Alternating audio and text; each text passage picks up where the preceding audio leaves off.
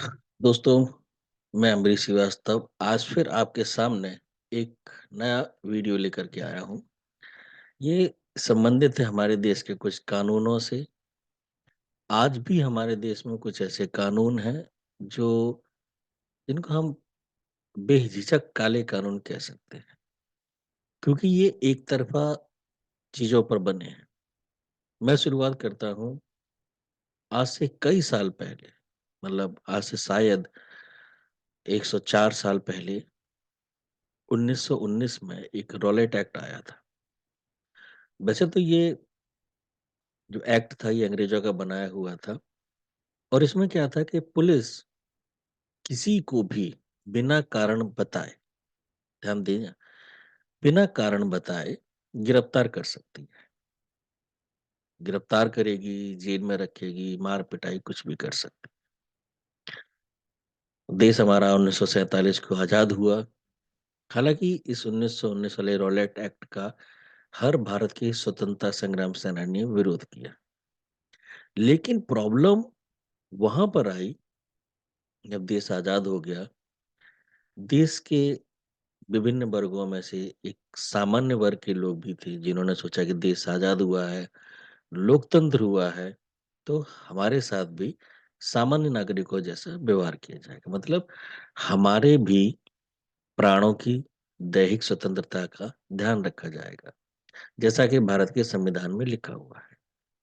साथ ही भारत का जो संविधान का प्रस्तावना है वो भी इस बात के लिए बोलता है कि भारत के सभी नागरिकों के साथ न्याय होगा। लेकिन आज भी हमारे देश के कुछ कानून हैं, मैं किसी कानून का नाम नहीं लूंगा। यहाँ पर मैं ये जिम्मेदारी आपके ऊपर छोड़ता हूँ कि उन कानूनों के क्या नाम है, आप मुझे कमेंट बॉक्स में बताइएगा। लेकिन वो कानून काले कानून क्यों हैं, ये मैं आपको रीजनिंग बताऊंगा, क्योंकि बिना उसको बताए मजा नहीं आए।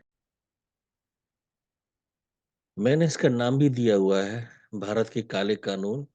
कारण ये है कि ये काले कानून क्यों हैं, इनसे क्या समाज में प्रॉब्लम आती है, क्यों ये एक बहुत ही हंसते खेलते परिवार को मिनटों में खत्म करने की शक्ति रखते हैं। इससे पहले मैं आगे बढ़ूं, मैं आपको बताऊं कि ये मुझे काले कानून आज के संविधान के हिसाब से क्यों लगे। भारत का संविधान कहता है, देखिए ध्यान से पढ़िएगा, हो सकता है आप में से बहुत लोगों को संविधान के बारे में पूरा पता हो। हम भारत के लोग भारत को एक संपूर्ण प्रभुत्व संपन्न समाजवादी, ध्यान से देखिएगा, समस्त संपूर्ण समाजवादी पंथ निरपेक्ष लोकतंत्रात्मक गणराज्य बनाने के लिए, चलिए ये तो देश के लिए बात आती है, उसके समस्त नागरिकों को, यानी कि यहाँ तक किसी भी जाति, किसी भी धर्म, किसी भी प्रकार के लिंग के आधार पर भेदभाव नहीं किया गया। समस्त नागरिकों के सामाजिक, आर्थिक और राजनीतिक न्याय, ये तीन प्रकार के न्याय हैं। स्वतंत्रता कौन सी है? विचार की, अभिव्यक्ति की, विश्वास की, धर्म की और उपासना की स्वतंत्रता। प्रतिष्ठा और अवसर में समता प्राप्त करने के लिए, तथा इन सबसे महत्वपूर्ण है उन सब में व्यक्ति की गरिमा, यानी कि मेरा अपना जो गरिमा है, राष्ट्र की एकता और अखंडता सुनिश्चित करने वाली, बंधुता बढ़ाने के लिए, बंधुता किनसे? भारत के नागरिकों में। अब कुछ एक कानून ऐसे हैं जिनमें आपकी ये व्यक्ति की गरिमा एकदम से धूमिल कर दी जाती है। आपके पास किसी ने अगर आपकी शिकायत की है इन तीन या चार या पांच जो भी प्रकार के एक्ट हैं उनके अंदर, तो ना दलील, ना वकील, सीधा जलील और जेल। वो काले कानून इसीलिए मुझे लगे हैं क्योंकि उसमें कहीं पर व्यक्ति की गरिमा को सुनिश्चित नहीं किया जा रहा है। उसने अपराध किया है या नहीं किया है ये बाद में डिसाइड होगा। सबसे पहले उसके ऊपर आरोप लगा और वो आरोपी हो गया, अभियुक्त नहीं, आरोपी हो गया, यानी कि उसने अपराध किया है। अगर आप भारतीय की आईपीसी की धाराओं को पढ़ेंगे और जानेंगे तो उनमें आपको बहुत जगह पर ये लिखा हुआ मिलेगा कि आरोप लगाने वाले व्यक्ति के ऊपर ये ज़िम्मेदारी होती है कि जिस पर वो आरोप लगा रहा है, उस पर उसको सिद्ध करना है। यहाँ इन केसेस की जिनकी मैं बात कर रहा हूँ, मैं नाम नहीं लूँगा, मैं बार-बार बोल रहा हूँ, नाम ये आपको बताने हैं कमेंट बॉक्स में। उसमें क्या है, जिसके ऊपर आरोप लगाना है, वो अपराधी घोषित हो चुका है, अब उसको ये साबित करना है कि उसने अपराध नहीं किया है। समाज का कोई भी व्यक्ति हो, किसी भी पद पे हो, किसी भी जाति का हो, धर्म का हो, अगर उसके साथ में सरकारी ताकतें हैं, तो वो सबसे शक्तिशाली है और जिस व्यक्ति के साथ सरकार ही भेदभाव करेगी, वो सबसे कमज़ोर, दुर्बल व्यक्ति है। इन जिन 3 कानूनों की या 4 कानूनों की मैं बात कर रहा हूँ, वो सबसे पहले तो इस चीज़ का हनन है, व्यक्ति की गरिमा का, सबसे पहले। जब व्यक्ति की गरिमा ही खत्म हो जाएगी, तो वो राष्ट्र की एकता और अखंडता के लिए क्या करेंगे? अगर वो दोषी है, तो उसको दंड तो होना चाहिए, लेकिन उस केस में क्या होगा जिसमें वो दोषी नहीं, उसका तो पूरा करियर खत्म हो जाएगा, एक शिकायत पर करियर खत्म हो गया।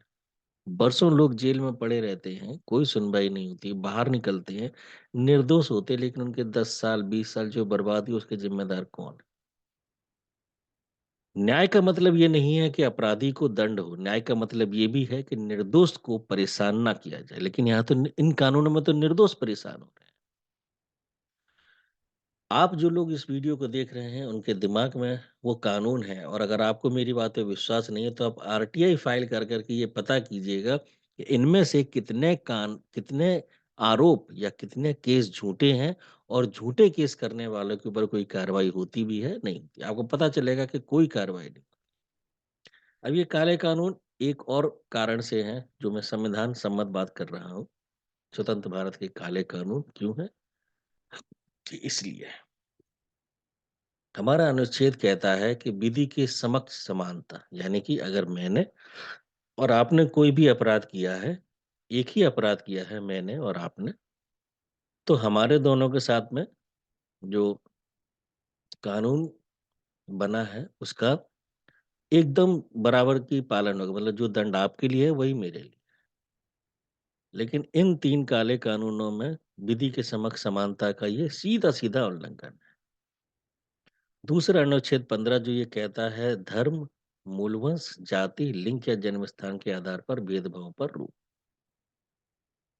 एक जो केस है वो जाति के आधार पर है और दूसरे जो केस है वो लिंग के आधार पर है। यानी कि इस 15 में अनुच्छेद का भी सीधा-सीधा उल्लंघन है। अनुच्छेद 20 अपराधों के दोष सिद्धि के संबंध में संरक्षण। ये जो आर्टिकल है, इसका मतलब ये है कि जब तक दोष सिद्ध नहीं हो जाता है, तब तक हम किसी को अपराधी घोषित नहीं कर सकते। उसका ट्रायल चलेगा, वो आरोपी है, अपराधी नहीं है। ठीक है? प्राण और दैहिक स्वतंत्रता का संरक्षण, यानी कि अगर कोई अपराध नहीं किया है, तो आपके प्राणों और दैहिक स्वतंत्रता का हनन नहीं हो। इन कानूनों में अपराध किया है या नहीं किया है, इसकी कोई जाँच नहीं। सबसे पहले आपको अपराधी ही घोषित किया जाएगा और इसके बाद फिर आपको ये सिद्ध करना है कि आपने अपराध नहीं किया है। न्याय की ये प्रणाली जो है सबसे बुरी और निकृष्ट है। इसमें जिनको न्याय व्यवस्था पर विश्वास भी होता है, उनका भी न्याय प्रणाली से विश्वास डगमगा जाता है।